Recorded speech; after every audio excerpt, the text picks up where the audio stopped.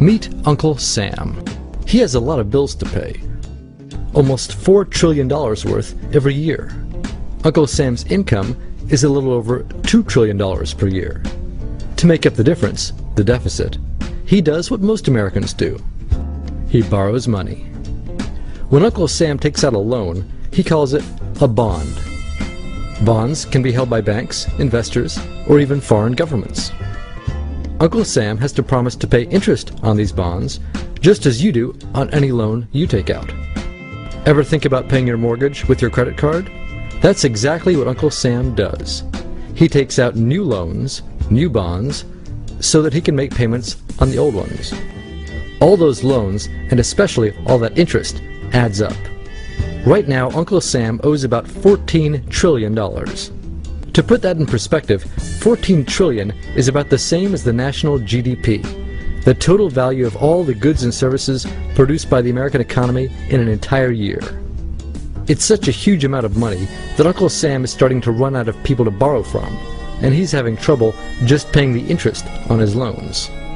The obvious solution would be to either cut spending or increase taxes. But if he cuts spending, the people that he's spending money on would complain that they don't have money to spend, and that he was hurting the economy. If he tried to raise taxes enough to close this gap, not only would people definitely have less money to spend, he'd probably have riots on his hands. So Uncle Sam chooses the easy way to make money. Just make it. He calls up the Federal Reserve, which is our central bank, and, like magic, dollars are created and deposited in banks all around America. The problem is that the more of something there is, the less it's worth. Same goes for the US dollar. The more dollars there are, the less each one will buy. That's why commodities like gasoline, food, and gold become more expensive when Uncle Sam does his money-making magic. The commodities aren't really worth more. Your money is just worth less. That's called inflation. Remember the foreign governments that lent money to Uncle Sam? When they lent money to the American government, something interesting happened. It made the US look richer, and their countries look poorer.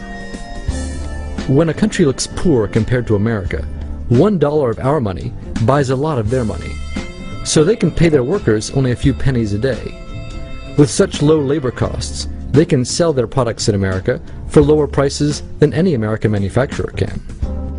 The easiest way for American companies to compete is to move their factories overseas and pay their workers a few pennies a day too. This contributes to a recession. Americans lose their jobs, stop paying taxes, and start collecting government benefits like Medicaid and unemployment. This means that Uncle Sam has even less income and even more expenses. At the same time, the people who still have jobs are desperate to keep them, so they tend to do more work, but not to get paid anymore.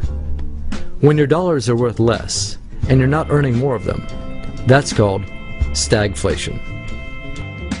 And this is why Uncle Sam is in a catch-22. He can't raise taxes or cut spending without making the recession worse. And he can't have the Federal Reserve create more money without making inflation worse. For now, he can keep borrowing money, but since he can't even pay the interest on the loans he already has, it just makes his inevitable bankruptcy even worse. Whether it's in 2 months or 2 years, the day will come when Uncle Sam can no longer pay his bills. When that happens, the banks, investors, and foreign governments who are counting on that money won't be able to pay their bills. You see, just like Uncle Sam, governments, banks, and corporations don't actually have much money. Mostly, all they have is debt to each other. If one link in the debt chain stops paying, defaults, the whole thing falls apart. If investors can't pay their bills, corporations won't be able to pay their employees. If banks can't pay their bills, you won't be able to take out a loan, use a credit card, or even withdraw your savings. If foreign governments can't pay their bills, their own banks and corporations will have the same problems. That's called a global economic collapse. It's never happened before, so nobody really knows how bad it will be, how long it will last, or even how we'll eventually get out of it. The house of cards has already been built. There's no painless way to dismantle it now.